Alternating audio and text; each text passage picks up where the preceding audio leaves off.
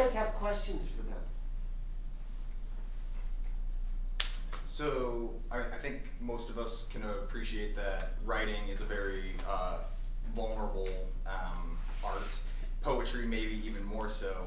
But I guess I'm wondering, is it difficult to collaborate with other writers when you're writing poetry, like either from, you know, a vulnerability standpoint or from like trying to tell a cohesive story kind of standpoint? Like what were the difficulties and what were some of the like the rewarding challenges about the collaboration?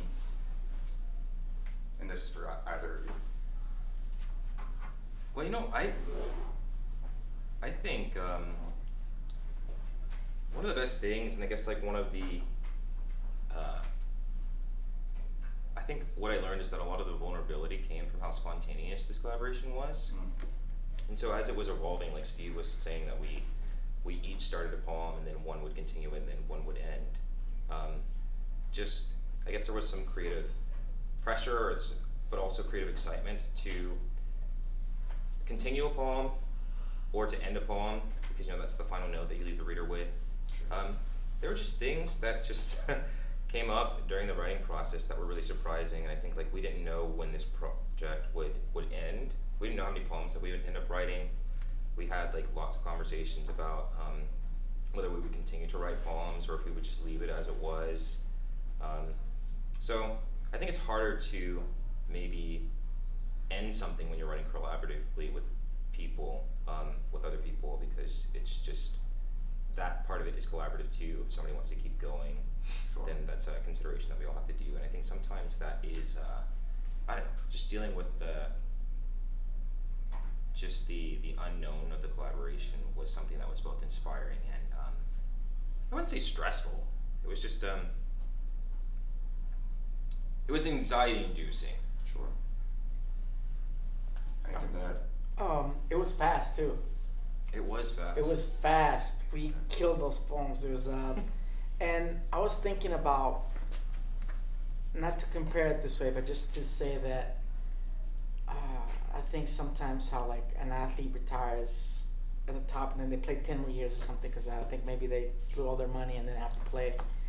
I would like, I know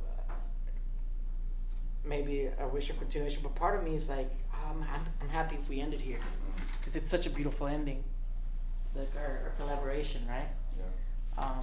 And I feel like it's an athlete that retire after they win something, they win a like raid or something, and then there's athletes that just keep going, and then now they're Jordan's playing for the Wizards, right?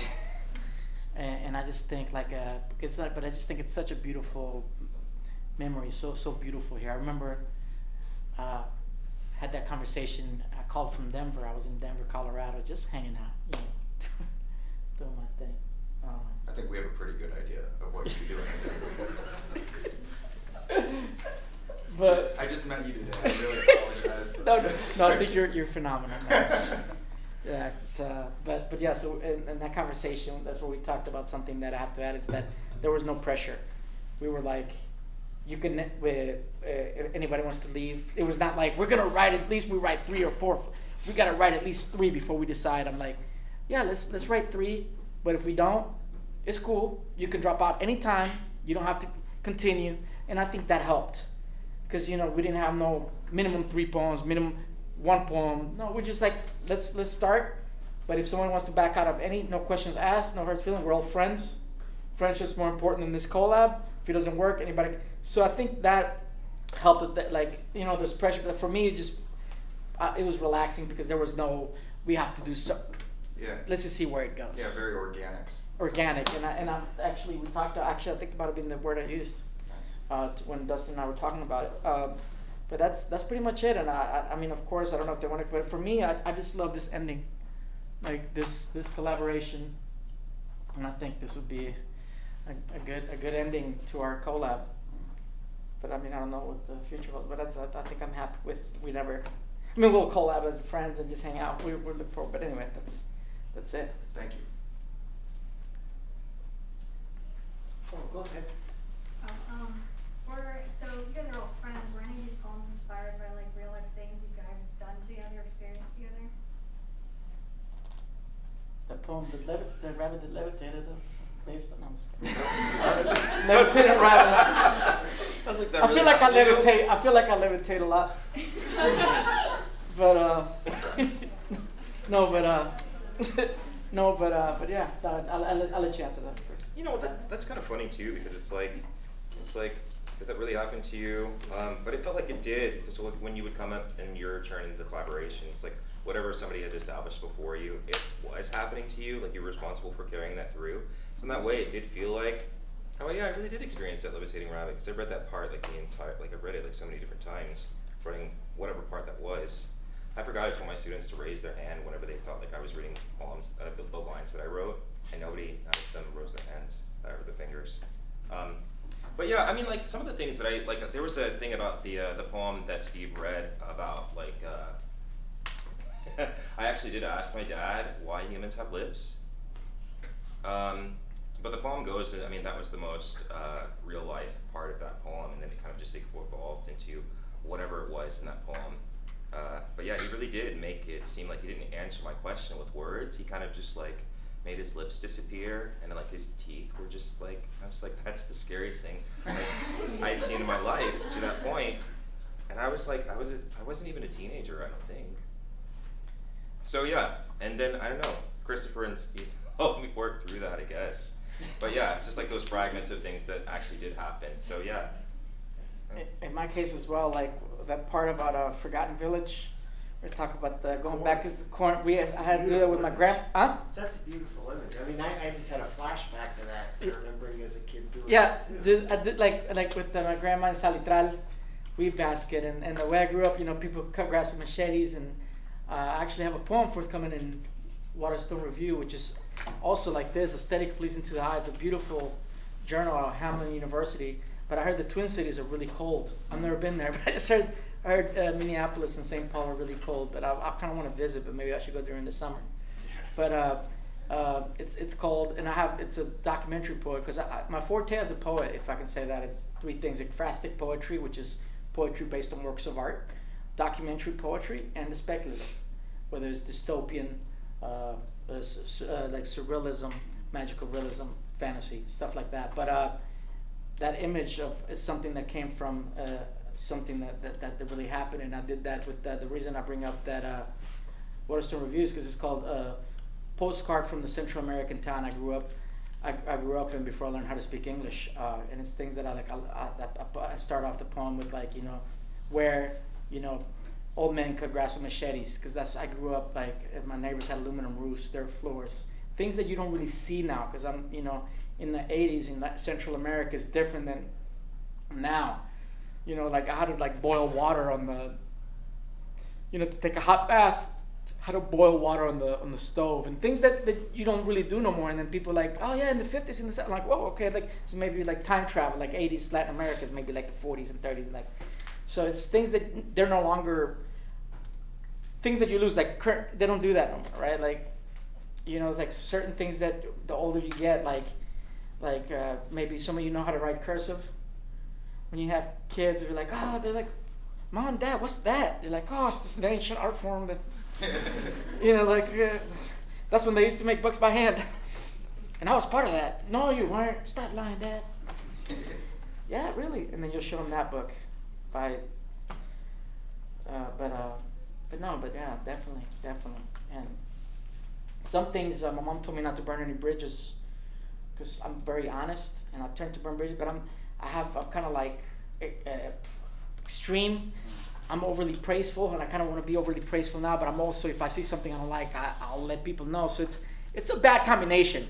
People don't want to be overly praised, but they also don't want to be like told, you know, like, you shouldn't be cheating on your wife, man. Like, that's wrong. Like, you know, it's like, so I'm extremes, right? If I see somebody, if I see something I don't like, I'm gonna let you know, but it could affect the friendship, right? It could affect, because they don't tell me this. And if you praise somebody too much, it could be like, let's not do that, right? Because I have a friend of mine. Like, anybody heard of the group called The Roots?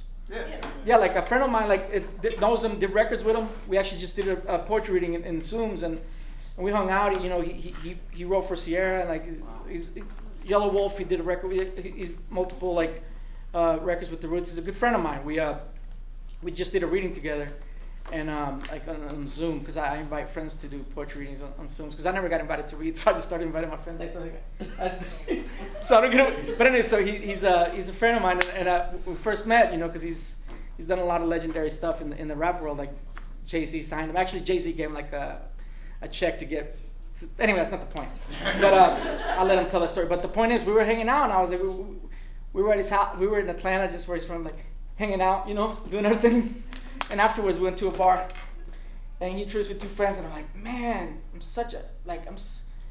a fan, man. I said something like, I'm a fan. You're a genius. And these two friends, first time they met, they're like, looked at me like, completely like, we're not. And then he's like, nah, man, you're a genius too. And then when he said that to me, his friends kind of like changed, and they were nicer to me after that. They were like, but it's just I overpraised, and I kind of like, that's not cool. You did like, so I need to just be more neutral. It's difficult. I'm just passionate. But maybe that's why I'm a poet. Yeah, I would say I think you're in the right spot. I got a question. Where did the title of the book come from? One of the poems, one of the lines in the. So who chose it though? Like, how did you guys decide? Was that like one of you stepped up and said, "What about this?" Or We were all doing a little bit of that. I think Christopher gave us a list Yeah. of like 15, Yeah. and I know I fought for that one. I'm like, but it's not something that but it's we all loved it, like, because he sent the list is like of like, right, and then we all agreed like on that, like that was one of the list 50, like what's it, 15 or something, Yeah, I think he took like moments from all the Yeah, poems and that then he just thought would make good titles. and And wrote then, 15, and then we decided that was like our favorite one. yeah, we were doing some voting on Yeah. email, and then like we changed it a little bit because I think the line in the poem, and I don't know what poem it is, but it was It's a little bit different. yeah, we changed the pronouns to we because it's a collaboration, but I think like I don't know what it is in that. Like I have to reread it. It's we been a while tweaked since it I a read it. little bit. But what do you think about the title? I like it. Yeah, like I felt like that was, I remember after we chose it, I'm like, I don't think it could have been it could have been anything else. Yeah, I think it influenced the design of the book. Because initially the idea was to make this a square book, to make it more box-like. And then it kind of took this other direction where it became more of a, almost like we wanted a landscape book, I think, just because of the shapes of the poems that were the prose poems, but it kind of, yeah, it was just cool. That title kind of influenced the structure and design of the book. Yeah, I remember I kind of like my close second was like a little light has to hit something. I really liked that a lot. But then when we settled on that, I was like, oh yeah, that's fine. Yeah. Yeah, like for me, I really love that. Like once we chose that title, I said, it can't be anything else. But at the same time, the good thing about us, we're very. But easygoing. But at the same time, I'm not gonna be like. Push up. The turkey that got hit by a Mack truck. Like, no, we can't name that book the turkey that got hit by a Mack truck. I'm not feeling that title. Like, I'm not gonna be like, oh, okay, we can call it the turkey that got hit by a Mack truck. That's okay. No, like I'm not a pushover because it's art, right? Like, advice that I have for anybody who does art would be, don't write for don't write for publication. Write as if you're already dead. I know it's like almost talking about death and darkness. Like even at my job, they're like, Steve. Someone was like, Steve, I heard you always talk about death. I'm like, that's an exaggeration. But like if you write about like you're already dead, and you now have to walk on eggshells. You don't have to worry about what is this person gonna do. Will they like this? Because if you write that way, you're not writing from the soul. You're just writing to try to appease someone. Of course, you want people to like you. Like I don't write like I hope everybody hates this. No, I hope everybody loves it, but that's not why. That's not my main. That's like kind of like a side effect. Like that's you write for the love, what you want to leave behind. Because I know I'm gonna die sooner than later. You know what I'm saying? Like whether I live to be 180 or whatever. I'm just saying like so this. Like that's my advice. Write. Don't worry about publication. Don't worry. Like, try it, right? Like but some people, I know someone in MFA that like I don't care about that. But if you really want to publish, do it. But don't see somebody what's popular, right? Don't if surrealism. When I started writing, surrealism wasn't like actually because I'm 48, right? So when I was starting, like I said, it wasn't really. It came back, and I had all these. So I'm like, oh yes, it's popular because I'm saying all this stuff I was getting. But had I been writing what was popular, I would have not written a lot of the poems that I love because, and that's my advice: just write from the heart, write from the soul. Don't worry about achieving any type of success or anything. That will come, and if it doesn't, you're fine with it because you love it, right? That's funny because so many of those poems got published really fast. Yeah, how does that happen? It's like you're just like, I'm just kidding. You're not messing with it. Another question. What was your favorite, beginning, continuing, or ending a poem in this process? You know, continuing for me, because that's where all the energy is. In the middle. Yeah. There's so much that you have to do when you're ending something or when you're starting something. But you know, the person who writes in the middle, they can either pick it up, they can take it in a different direction, they can change the energy. That's just a really chaotic space, and that's where I thrive. Guess I shouldn't say that. I will. Oh, sorry. No, go for it. I was just gonna say. I will say. I share a secret that normally I don't. But this is a secret that I normally would share. But the person who ends the poem chooses the title. Because a certain thing we talked about as three, like we don't have to share everything. But this is we created this together in a sense. I feel like so. This is something that I'm not just saying. Like if I'm gonna share it, I'll share it here first. Whoever. Not that it's not nothing major, but the person who finished the poem chose the title. And for me, I like everything, but if I had to choose, like, I like the ending, ending Is of it poem. because you like naming things, or just because you like concluding the poem? I just like finalizing the poem, because it's really important. I think also how like a poem ends. It defines. It could ruin it if you don't do it right. But yeah, I just love the ending. But yeah, like titles. I remember one time I named a poem Bloomington, Indiana. I was in a poetry workshop, and it was like the teacher was like, she ignored it, and then finally we read it. But I sometimes have really boring titles, and to this day, it's the only time I've ever read, because I've taken many poetry workshops. I've been part of many poetry workshops.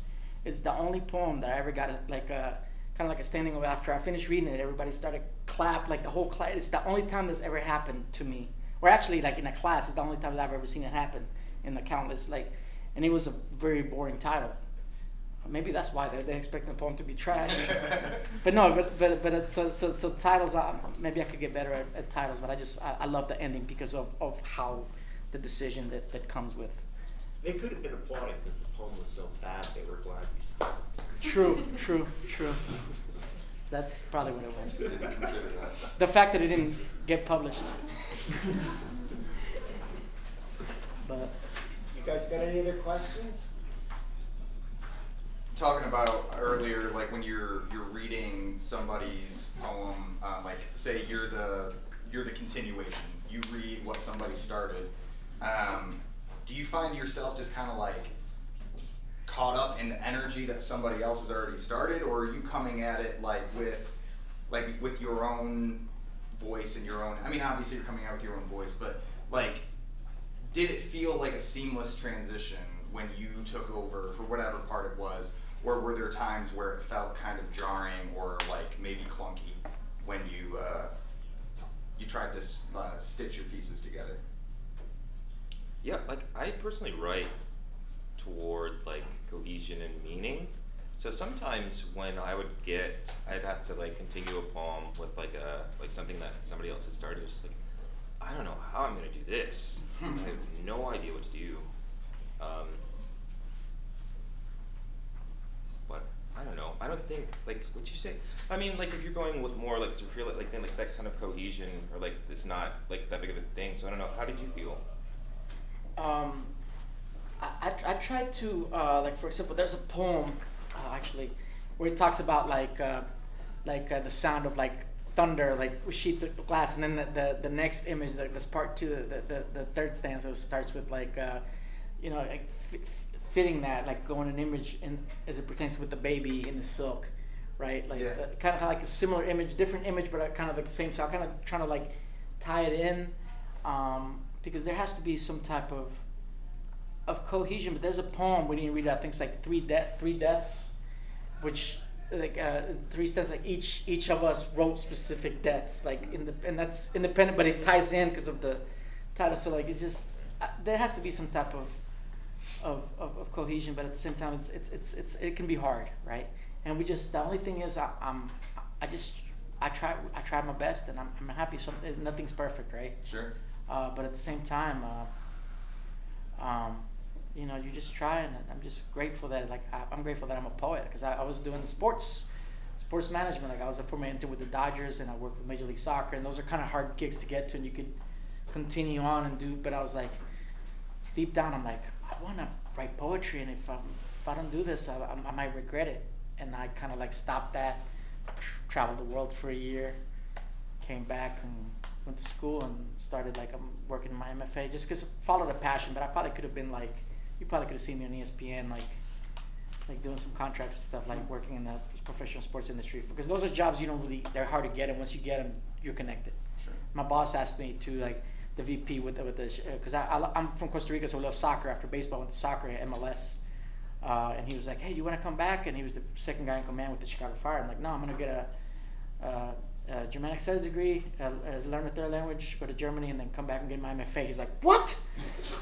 He's like, what? Like, he couldn't believe it that I was, but I'm happy because life's just it's too short, and pursue your love, whatever that is, whether it's baking or mathematics or whatever. Just do, at the same time you got to eat, right? I'm a blue collar worker, right? I'm a factory worker, so, but I also, it pays really well. We're called industrial athletes because it's hard. Sometimes you're like swollen face, so, but it pays really well. It lets me do things like go to Tokyo for 2 weeks, right? But at the same time, I don't know how long I can do this, right? So but the thing is, that's it, yeah.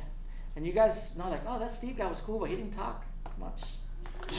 Yeah. Sound good?